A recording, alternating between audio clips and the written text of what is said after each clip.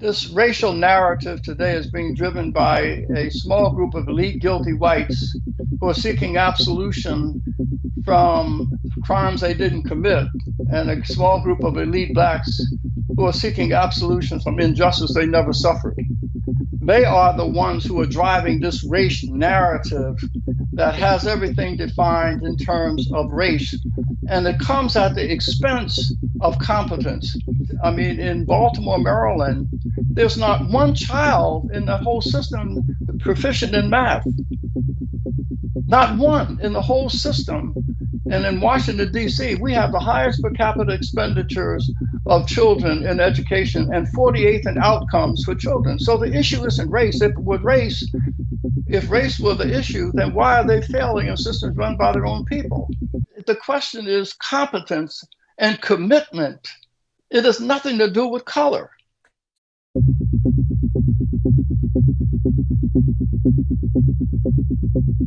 Welcome to another edition of Counterculture with Dan Proft. That's me. The show stands at the intersection of reason and faith in the battle against sentimentality to preserve Western civilization. Our guest, Bob Woodson, has spent the past 60 years dedicated to the singular purpose of uplifting people, regardless of race, to maximize their God-given potential. In that pursuit, he has earned many descriptions: civil rights leader, community builder, solutionist, all of which implicate the fundamental tenets of Woodson's philosophy, which I summarize as follows. We'll see if Bob agrees with me. Number one, people are equal in the eyes of God, and they should be equal before the law. And number two, people are free and moral agents and are subject to certain societal expectations as a result. Something else about Bob Woodson: he's a great storyteller. Bob Woodson understands what and who a society extols, it begets. We need to know the stories of Lawrence Woods, who raised $52 from white men at his lynching. We need to know about the Navy's Golden 13 and Black Wall Street in Tulsa and the radical grace of Robert Smalls and so many others. On this episode of Counterculture, you're going to learn the stories of great Americans only a few of us know, and how Bob is working to change that through the hand-to-hand work the Woodson Center does in neighborhoods, the K-12 Black History and Character curriculum his center developed for our schools, and the consortium of Black business and academic thought leaders who share Woodson's opportunity evangelism. At the end of our discussion, I ask you to do two simple things. One, offer a comment on what you heard. And two, pick a favorite story of Bob Woodson's and share it. We're pleased now to be joined by Bob Woodson, founder of the Woodson Center and author most recently of the book Red, White, and Black: Rescuing American History from Revisionists and Race Hustlers. Bob, thanks so much for joining us. Appreciate it. Always a pleasure, Dan, to join you. So I want to start with the book, Rescuing American History from Revisionists and Race Hustlers. American history, not America, American history. Is rescuing American history the predicate to rescuing America from these forces? Absolutely. We did this in response to Hannah Nicole Jones, at the New York Times, when she assembled some journalists and others, and she wrote a book called 1619, where she brought them together and she published it, and that she wanted to redefine America as birth, not from 1776, but also 1619, when the first 20 Black indentured servants or slaves arrived on our shores. And in that book, she tries to make a case that America's founding is founded on slavery and therefore should always be defined by its birth defect of slavery. And therefore, she concludes that racism is in the DNA of the country and all whites are complicit and benefit from that and should be held accountable, and blacks are victims to be compensated.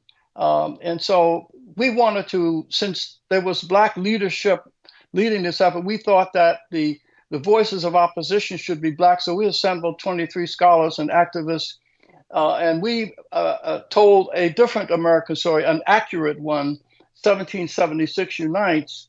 We wanted to not to offer a debate point, but we wanted to offer an inspirational and aspirational alternative narrative that would celebrate America, and none of us should be defined by the worst of what we were in our past, and certainly the country should not be defined by the worst of what it was in the past. but America is a country of second chances and opportunity. And that's why blacks fought in every war defending the fundamental principles and virtues of this country. Well, right. And the criticism that you guys receive, you and the other scholars and business leaders associated with the 1776 Unites is, well, you're glossing over the ugliness. You're glossing over the implications of that ugliness in American history as it pertains to race relations and the treatment of black Americans. How do you respond to that?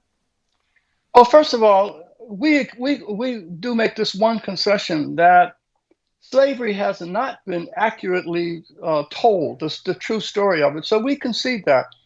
But and we do this in our publications. But we also reject the notion that America should be defined by the worst of what it was. And it puts blacks in a situation where we're defined as victims. If people are motivated, Dan, to achieve and to flourish, when you give them visions of victories that are possible, not always reminding them of that which has troubled in the past. As we have said, that the victimizer may have knocked you down, but the victim has to get up. And so American country has been enriched by how blacks have contributed to this nation in the face of overcoming slavery. And there are some marvelous stories of restoration and redemption that comes from the struggle of Black America. Only in America did we fight a war to end slavery. Slavery exists throughout the Middle East, China, India, other countries. You never hear anyone in those other countries talk about anti-slavery. Not even today. There's more slavery in the world today than it was during the transatlantic slave trade. And this is why, and I take it, this is why these stories of Lawrence Jones and Piney Woods School and the Golden 13 are so important is, as you say, I mean, I don't want to steal all your lines, but as you say, I mean, part of the American story is when whites were at their worst, blacks were at their best. And I mean, the Lawrence Jones story, I didn't know that story until you wrote about it. And, you know, I consider myself pretty well read, but I didn't know that story. Tell us that story. We need to know these stories. There are a lot of stories. Lawrence Jones was the first. He was a black man, the first graduate of the University to graduate from college. He came to Mississippi with a $1.50 in his pocket, and he came there in 1909 and he started a school. He started to educate uneducated blacks who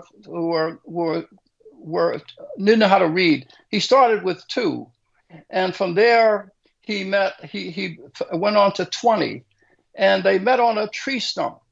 And he approached the white business leader to get permission to start the school. He was also an ex-slave who deeded him his first plot of land. So it was the contributions of a black wealthy former slave and a white owner of a mill who contributed, and they built their first facility. And Lawrence Jones went on to found the Piney Woods School. And 10 years into the founding of it, he was taken, someone heard him give a sermon during, I think it was 1918, that they thought was encouraging blacks to rebel. And so they took him out and to lynch him. And he was standing on a pile of wood with a rope around his neck. And the instigator asked him to say whatever he had to say before they would lynch him. And he explained why he came there and what he was trying to accomplish. And he began to give off names of people, black and white, who had helped him. And so the instigator said, gee, I know these people. Maybe he's telling the truth. And so Lawrence Jones, not only did they release him, but they passed a hat and raised the equivalent of $56. I mean, it's amazing. Most of us would have run and gotten on the first thing smoking out of there. But Lawrence Jones forgave those people because his mission was to build that school. And he, as a consequence, he has built this facility that has touched the lives of thousands of uneducated blacks who are from around the country. 96% of the kids who come from very rough backgrounds, 96% of them go on to college. Uh, and so Lawrence Jones is an example of resilience and perseverance against the odds. But if it wasn't for some of the whites who broke ranks to help him, that school would not have existed.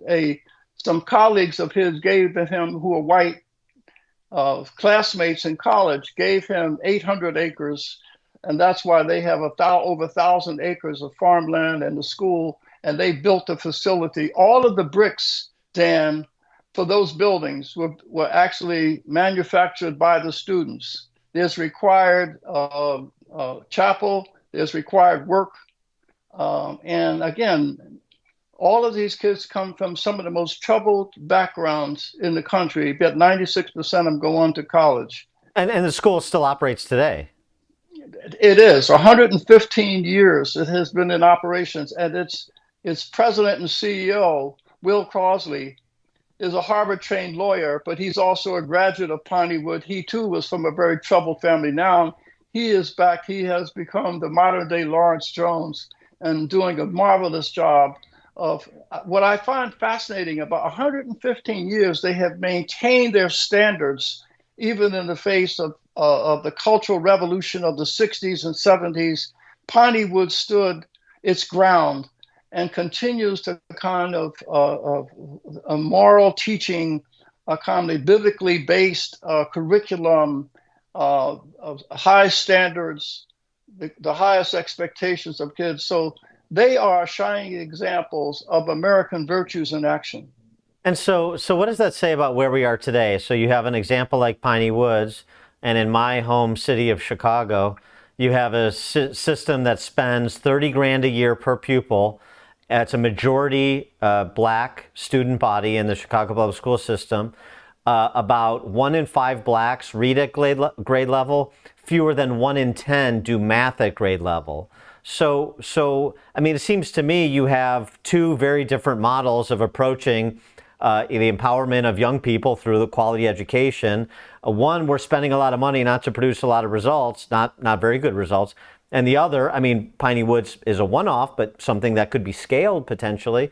It's much less resourced, and the results are much better. But the conversation about Chicago and other big public school systems in this country is about discrimination. It's white suburbanites who spend more per pupil, and it's blacks in the inner city that are left behind. And despite the fact that the data doesn't support it, the narrative persists.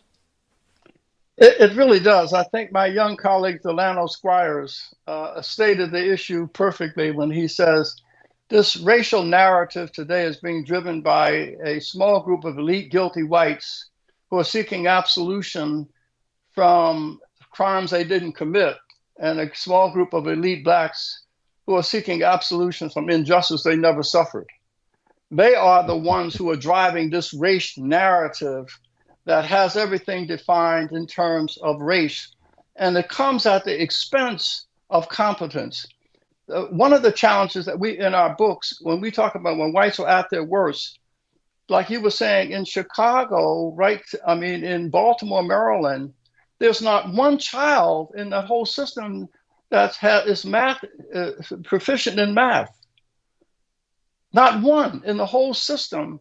And in Washington, D.C., we have the highest per capita expenditures of children in education and 48th in outcomes for children. So the issue isn't race. If it were race, why are children failing in systems run by their own people?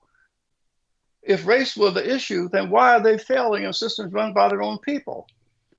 And so what we make the case on, it has nothing to do with race. It has everything to do with culture. It has everything to do with competence. That in our books, we talk about 5 major high schools at the turn of the century in New York, Baltimore, Washington, D.C., Atlanta, and New Orleans.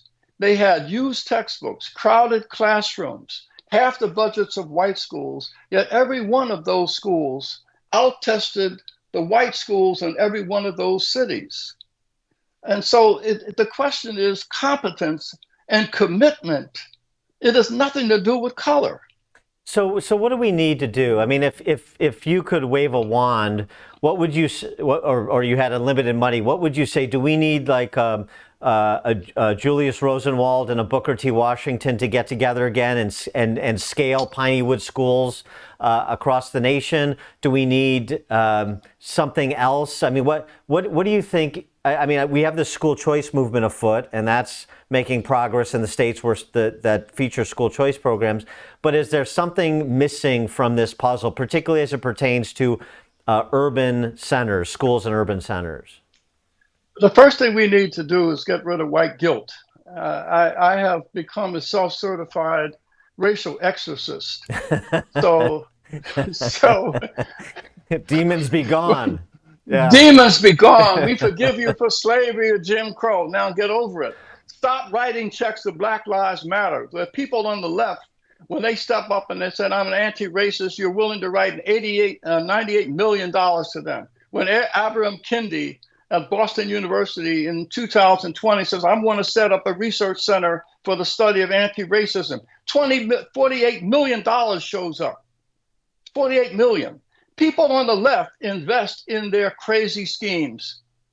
People on the right need to do what the people on the left do. If you believe in a Piney Wood, if you believe in the values of the nation and its virtues, then invest like you do. Invest like you do.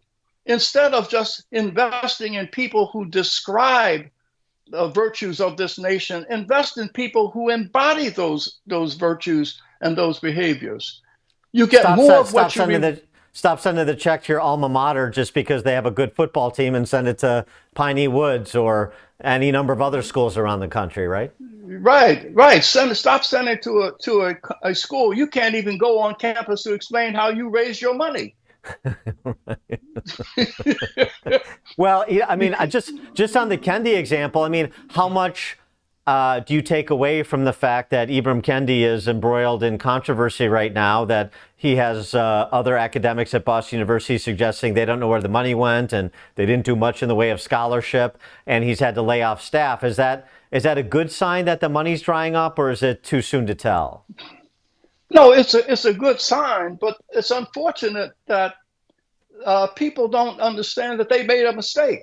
And they need to stop making these mistakes into the future. They continue to invest in white guilt. Get over it. Get over it. And invest with people who share your values. American corporations pay a lot of money. The questions that I have, that we raise is, why do corporations spend millions of dollars hiring lobbyists to get government off your back, and then you spend millions of dollars with people like Abraham Kendi and others and organizations that gets government on your back? That makes no sense.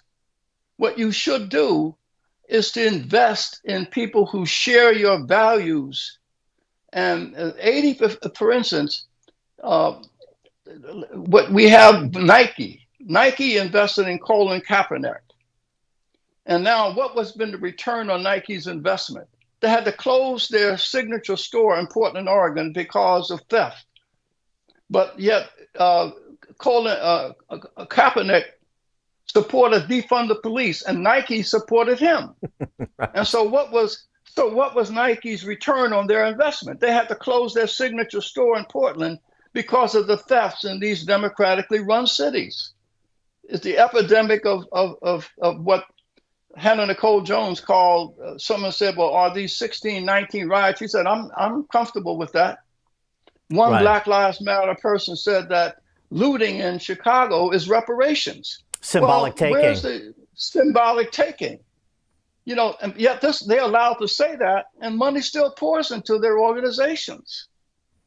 And so we need to really stop, like I said, overcoming white guilt, but also invest in institutions in communities that are promoting these kind of values. 80% of Black Americans don't support defund the police. 60% do not believe that racial discrimination is the biggest barrier to their flourishing. But you would never know that. I want You to get never to know that. I want to get to other topics where we're accentuating the positive and telling the rest of the story, to borrow from Paul Harvey. And one, thinking about a black success in business, you think of Black Wall Street in Tulsa, Oklahoma. Now, to the extent that some people know about this, they know about the massacre, the racist massacre of those black entrepreneurs in Tulsa. But no, but you know, sort of the mainstream narrative is nobody says, well, that was terrible and that deserves to be punished and we can't tolerate that. But wait, how did that happen in the first place? What about how it happened in the first place? Exactly. Well, what we do at our essays, 17, Red, White, and Black, 75, one of our scholars looked at the records of 6 major plantations to see what was the state of black marriage. They found that 75% of those slaves had a man and a woman raising children. The nuclear family continued to prosper for 100 years after slavery up until 1960. And in fact, Dan, in 1930 and 1940, when racism was enshrined in law, we had no political representation and the country was in a depression. The unemployment rate among blacks was 40%, 25% for whites. We had the highest marriage rate of anybody, any other group in the country. In areas like the Dornsville section of Chicago, there were 731 black-owned businesses. We had 100 million in real estate assets in Chicago in 1919. The out of wedlock birth was under 12%. And I can take you to Durham, North Carolina, in the Hayti section. That was a flourishing section. And your viewers should go online and put in the Durham, the Black Wall Street in Durham, North Carolina. We have 100 black-owned businesses. In fact, one company was the first to manufacture nylons. And because of segregation, they had to hire an all-white sales force in order to sell to the country. The racial set-asides were for the whites back then, right? Yeah. Right. So, but we were able to prosper by hiring all-white sales. They didn't know they were buying from a black company. But there are many stories of people flourishing. So when you're talking about the success in Durham, North Carolina, Bronzeville neighborhood in Chicago, the Black Wall Street in Tulsa, Oklahoma, are you saying that sort of family intactness was central to that? Is that the Absolutely. Two-parent households was critical to behavior. There's this misnomer that somehow violence and crime is related to poverty. That's just not. You never hear of sharecroppers rioting or stealing. There was no correlation between income and crime. I grew up. I was born in 1936. I could walk in my neighborhood without fear of being shot. I never heard a gunfire. Elderly people could walk safely without fear of being assaulted by their grandchildren. And so, and all of the stores in the community were black-owned stores in that community. That says something else too, because the idea that maybe partly out of necessity because of the institutional discrimination, but the black entrepreneur, which is an undertold story. I mean, all these stories are talking about in the worst of times, as it were, in terms of laws, black entrepreneurship flourished. Yeah, in spite of it. In spite of it. For example, in Baltimore, Maryland, in 1868, 1,000 blacks were fired for striking against the railroad. So our response was to borrow money and start our own railroad. So we built this Chesapeake, Maine Dry Dock and Railroad Company and successfully ran a railroad from Maine to Baltimore, and we hired 1,000 workers, and some of them were white. But no one knows that we owned our own railroad and successfully operated it. We had our own country clubs, our own golf clubs. So there was this flourishing in those communities. But again, it had to, because there was civil order. There was not the crime. There was not the violence. It was not the out of wedlock births. All of this is a phenomenon of the 60s when policymakers began to separate work from income, and welfare was not only expanded and promoted, and that's when you saw the out of wedlock births began to expand. As Thomas Sowell pointed out, Black poverty was dramatically reducing from the end of the Second World War up until 1960 by almost 40 points. It was reducing. It was, and it kind of plateaued with the start of the anti-poverty programs of the 60s that really, where welfare took the place of dads. And so we had this explosion of out of wedlock birth. So it's a combination. And also the embrace instead of embracing desegregation in 1954, we promoted integration, which I was against. The opposite of segregation is not integration, it is desegregation. Pluralism is the goal. Integration should be an individual matter. Right. Jews, yeah, and if when you desegregate, this is the whole steward of diversity. Diversity doesn't need a government sponsor. It happens naturally if you don't put artificial barriers to it. You really do. That's why desegregation. If I want to go to an all-black church, I don't want to be compelled to go there, but it's my choice. It's segregation is when you're compelled to do something, but promoting, if you say separate is inherently unequal, it means anything that's all black is all bad. That's why I said that separate is strategically unequal. We should not have argued in 1954 that separate was inherently unequal. Because when you do that, because the moment we, quote, desegregated, we integrated our schools, thousands of black teachers that were successfully teaching children lost their jobs immediately. And I remember engaging in a debate with Julius Chambers, a black lawyer from Harvard, at the New York Bar Association on this whole issue of segregation. And I said, Julius, midway through the debate, I said, Julius, if we have two circumstances, school A, that's all black, where there's a presence of excellence, and school B, that's diminished excellence, but it's integrated, where should we send our children? He said, to school B. I said, then there's no debate, Julius. Because I really believe that if you promote excellence, like Marva Collins did, Dan, in Chicago. Yeah, right. She promoted excellence, and she was taking children that the Chicago public schools were failing, and those kids began to prosper. White parents were bringing their children to Marva Collins to teach their children. If you promote centers of excellence, the byproduct will be integration.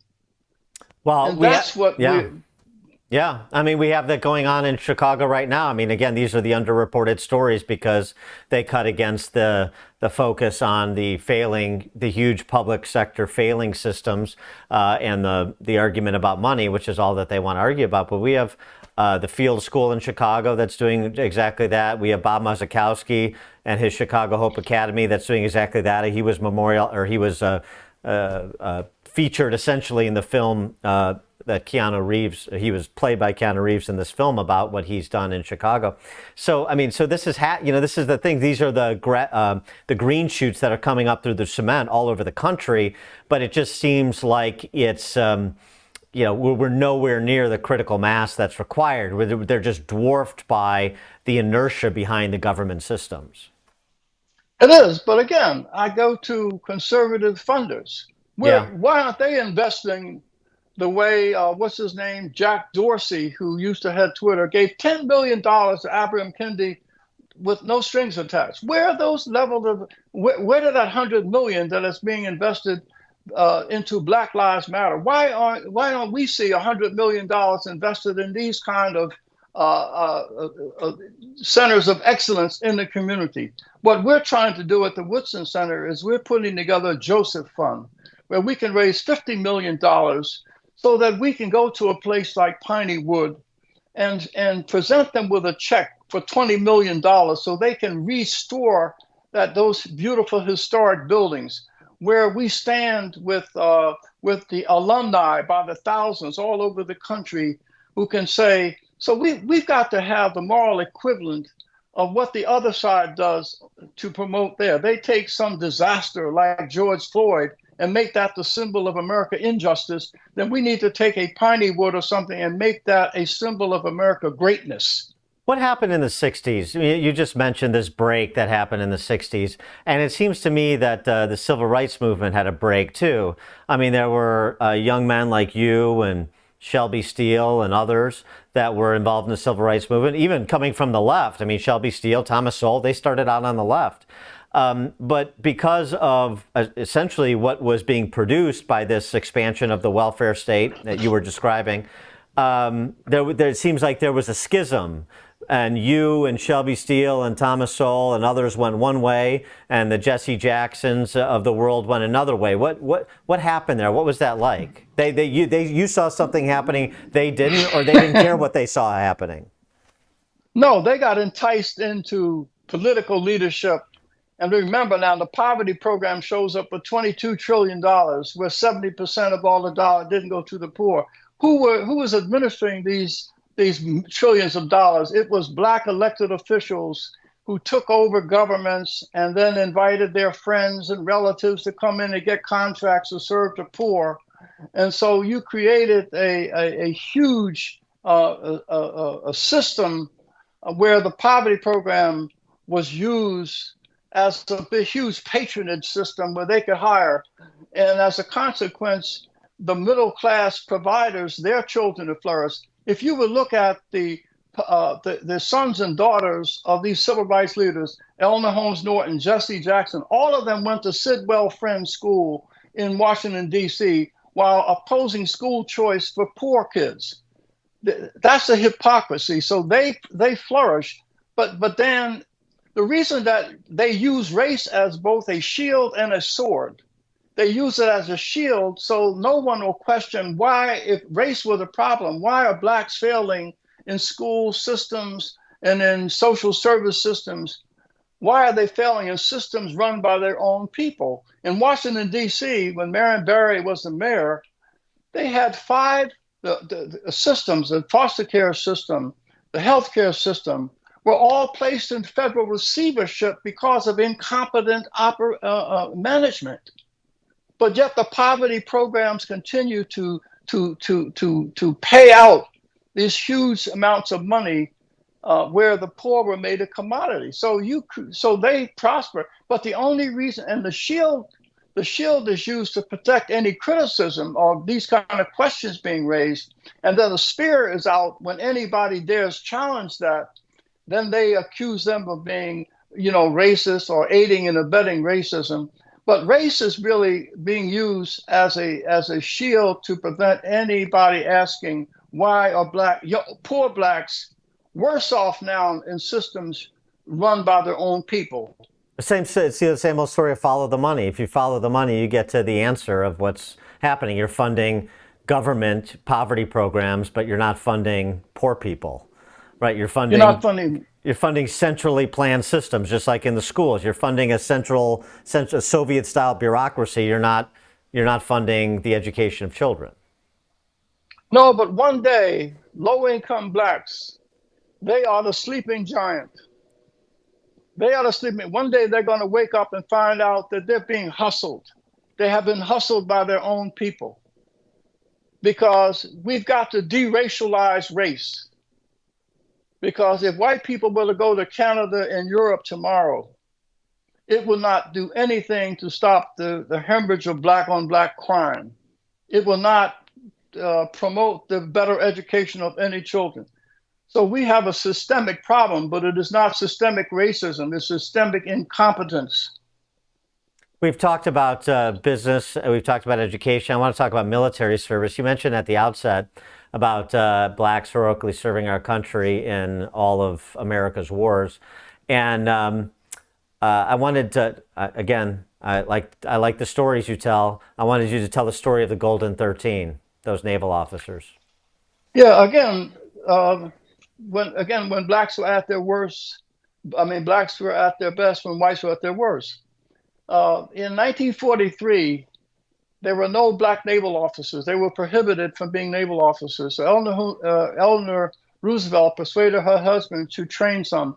So they selected 16 black men, college-educated men, and trained them. But the Navy's going to give them in 8 weeks what they gave white cadets in 16 weeks. Well, when they found out what the game was, they covered the blankets, covered their windows in their barracks, and stayed up and studied all night. And when they were tested, they scored in the 90th percentile. So the Navy said, "Oh, they're cheated." And so the Navy retested them individually. They scored in the 93rd percentile.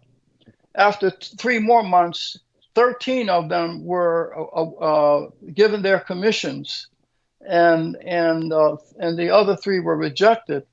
And we call them the Golden 13. That test score, Dan, today stands as the highest ever achieved by any group going through. And they were incidentally trained in a school called the Robert Small Training Academy. He was the slave that was born in Sumter, South Carolina, and was serving on a Navy, a Confederate supply ship. And he stole that ship, and 6 members of his crew picked up their families and turned it over to the Union Navy. He was celebrated throughout the North. President Lincoln, as a consequence, met him, and Lincoln allowed blacks to fight in the Union War. After the war was over, he became a successful businessman and went back and purchased the plantation on which he was a slave, and took in the destitute family of the slave master's wife and children, even allowing her to sleep in her own bed, because she was then delusional and didn't realize slavery ended. I consider that an act of radical grace. And if Robert Small could purchase and care for the family and practice radical grace, how could someone not practice forgiveness today? How can someone with a Harvard degree, black, be angrier than Robert Small was, who actually suffered from slavery? And so when people say, well, that's all well and good, and that those are wonderful stories, well, I couldn't do what Robert Smalls did, but I respect the fact that he did it. What a Christian gentleman. But Bob, there are a lot of people who never got over the ravages of slavery. There are people that are struggling. And this is why we need to do something to make people whole, or as best as we can this many years later. And you even have, successful business people like Robert Johnson, the founder of BET, who has his reparations plan and different reparations plans. So why can't, what is so bad with giving the descendants of people who were persecuted, what is so bad about giving them some recompense? Well, I wish it were as simple as that. But the question is, who pays and who benefits? They were free blacks, 3.7 million, that owned 13,000 slaves. Do the descendants of those black slave owners, do they pay?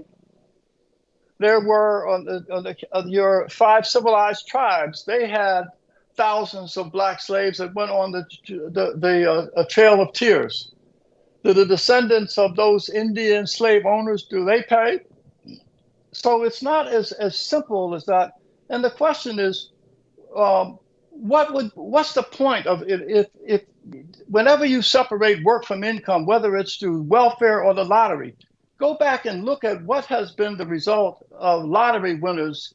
70% of them end up worse off than they were before they won the lottery. So it's an unnecessary preoccupation. And when you're rich like Bob Johnson and Oprah and people like that, it's really more virtue signaling. You don't have to demonstrate why these other problems of blacks failing in schools. You don't have to address those problems as long as you can stand up and say, "Oh, I'm for reparations. So I'm pure." And I just think it's a distraction. It's a hustle. It's meant to deflect attention away from why we are not addressing the enemy within the black community that is destroying us from within. But Robert Johnson takes no responsibility for that. And that enemy, again, I mean, I said at the outset, this idea that everybody has capacity and everybody has agency, and that demands certain expectations be met, societal expectations. Is that the fundamental thing, the stripping of poor people in general and black people specifically of agency by these programs and this culture? Think about this, Dan. If you constantly tell a group of people that they live in a country that hates them and that there are systemic forces that prevent their flourishing, perhaps some of them begin to believe that maybe they are unworthy as a consequence. So the real problem facing America has nothing to do with systemic racism. It's a crisis, it's a moral and spiritual crisis that is consuming not only black kids, but the highest level of death among our children is homicide in the black community, is suicide among affluent whites. In Silicon Valley, the suicide rate among teenagers is 6 times the national average. In Appalachia, the highest rate is drug overdose. I really believe all of them, those three, are different sides of the same coin. There's a lack there's an emptiness in the hearts and souls of our young people that is causing them to devalue life. If you devalue your life, you will take yours or you'll take someone else's. And so, but as long as we have to contend with race as central to it as a part of the equation, it's like trying to measure, Dan, the square footage of a field by measuring the length and the width and a 3-foot fence. If you have to always have a 3-foot fence in the equation, you'll never come to the answer.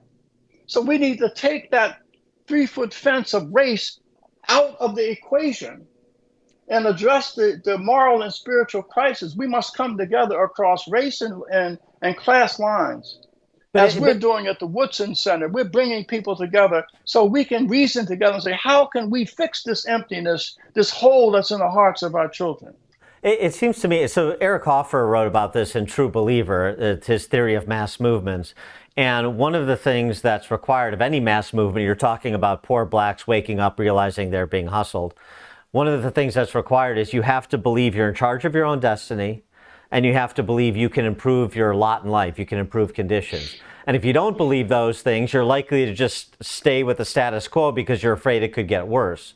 And it seems to me a lot of this is, I don't believe I'm in charge of my own destiny, and I've been told that over and over again, which makes it concrete, it ossifies the belief.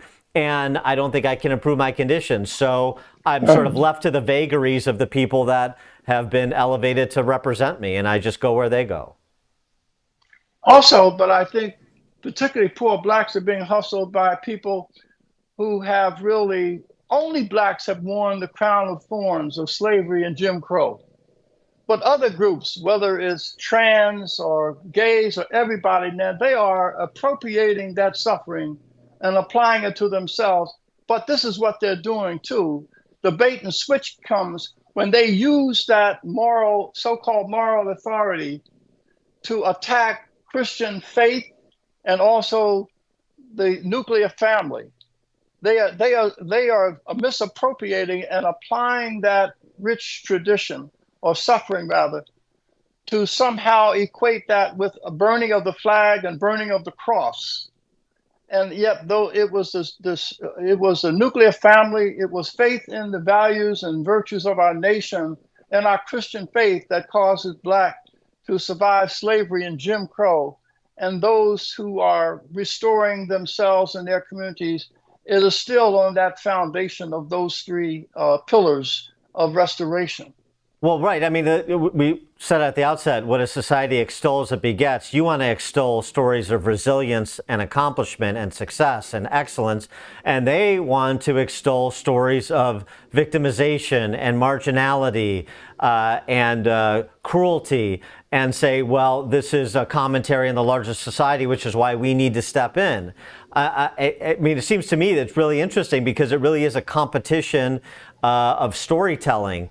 what is the story of America? What is the promise of America? Who represents the promise of America? You know, in terms of what they've accomplished with their lives, or what they set to accomplish. And there's real competition here, and I'm not sure people see it like that, but there really is. You have to win this battle, not just of ideas, but of what the idea of a free society really is, and what your opportunities will be, and what the expectations for your participation in this free society will be.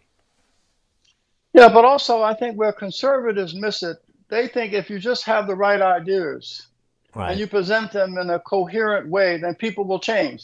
Right. No, that is not how people, you got to provide people the means to understand it. In other words, I believe that experience will always triumph over an argument, and a witness is more powerful than an advocate.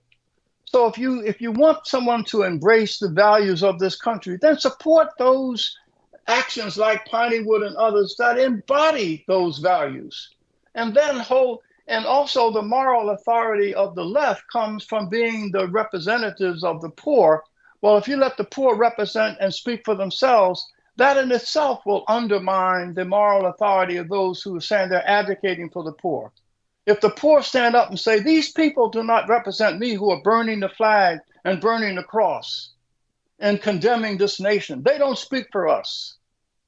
And I tell people 80% of my closest friends have letters in front of their names, not behind them. They're ex something, ex drug addicts, ex something. And I'm telling you, I interact with them every day. And these people are faithful to the values and principles and virtues of this nation. Do you think do you think they're prepared to speak up, and they just haven't been sort of platformed? I mean, especially in the digital age, I mean, they can speak up online, they can speak up on YouTube. Yeah. You know, I mean, they can. There's a lot of intersection points, aren't there? Yeah, but someone has to give them the microphone to do it. For instance, the Woodson Center, we have a group, Voices of Black Mothers United. You know about them. Yeah, right. But we took out a full page ad. They did, rather, saying against defunding the police. They took out a full page ad in USA Today.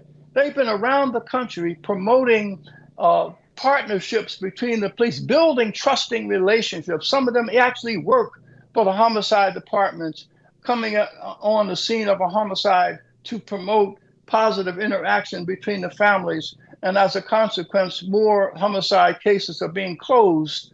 So there are concrete steps. The Woodson Center is supporting groups of ex-offenders in some of these countries, of these communities, that are challenging the young people. They have social trust and moral authority.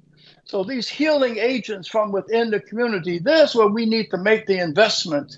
And that's why we're trying to set up this Joseph Fund, so we can be self-investing, so that when we see someone come up with a good idea about transforming and redeeming a group of 50 kids, we can help that person scale and move from 50 to 500. And then give them a voice to speak. Yeah, and it seems to me, you know, you're making progress, or you know you're over the target, if you're a Bob Woodson or a Thomas Sowell or Shelby Steele or some of these the moms group you just mentioned, when there's a real concerted effort by sort of the old media to ignore you. Right? They can't deal with you. They can't confront you. You just said the magic phrase. You have the moral authority. So they can't deal on that level. So they just need to sort of pretend that this is not happening. Just like we're talking about these stories from American history that are not featured in most history books. They're featured in your curriculum, but they're not featured in most history books. Why? Because that doesn't fit with the story we're telling about America. No, but you see, there's a thirst for moral excellence. When I was on Dr. Phil's show and I made that statement about reparations, it got about 5 million hits all over the country.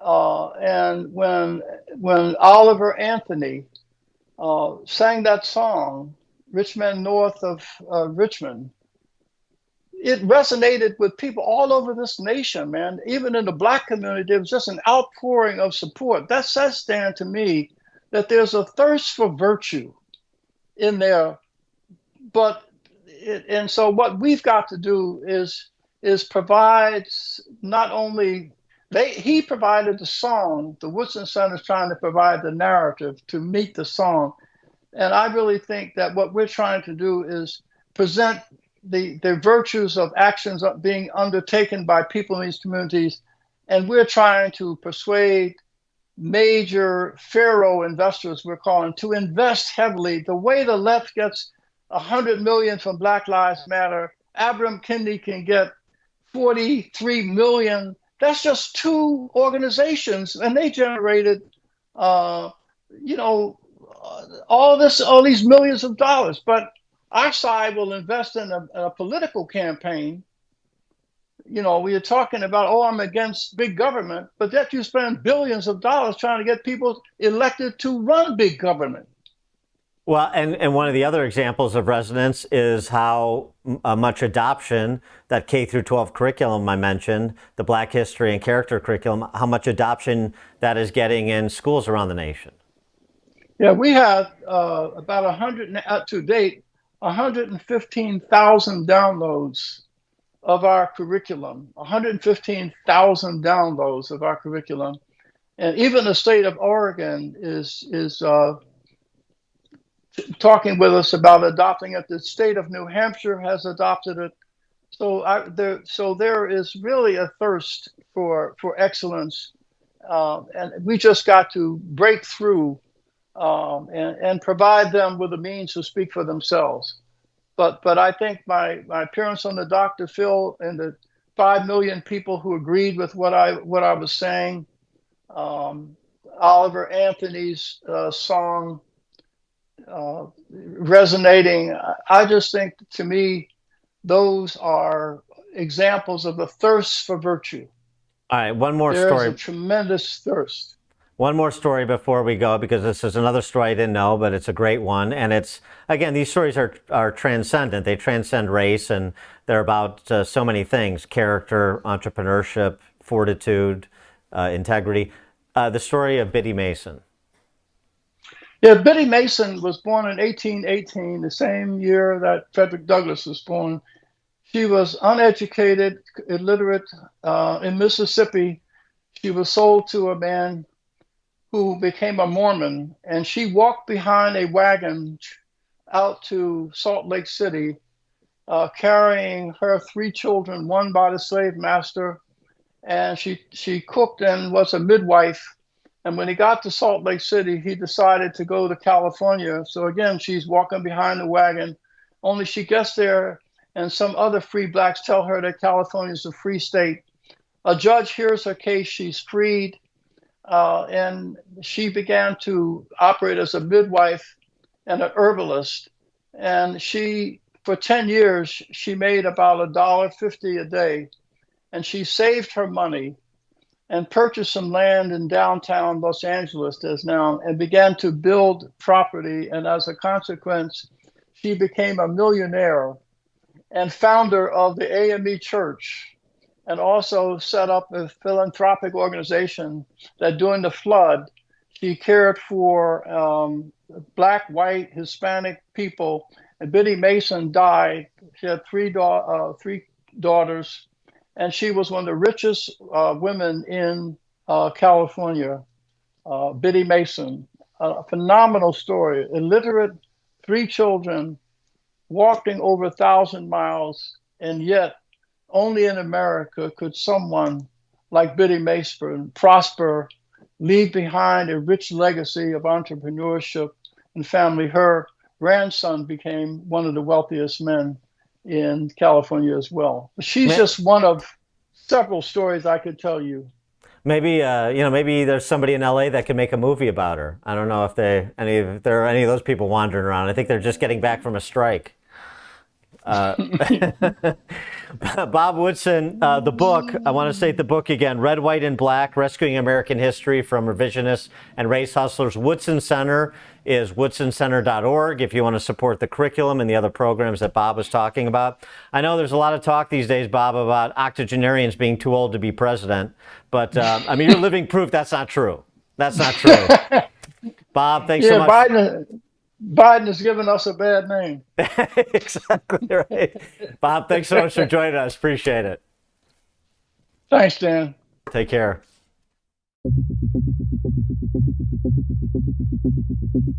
Please subscribe to this channel and like this video if you haven't already. It really helps us.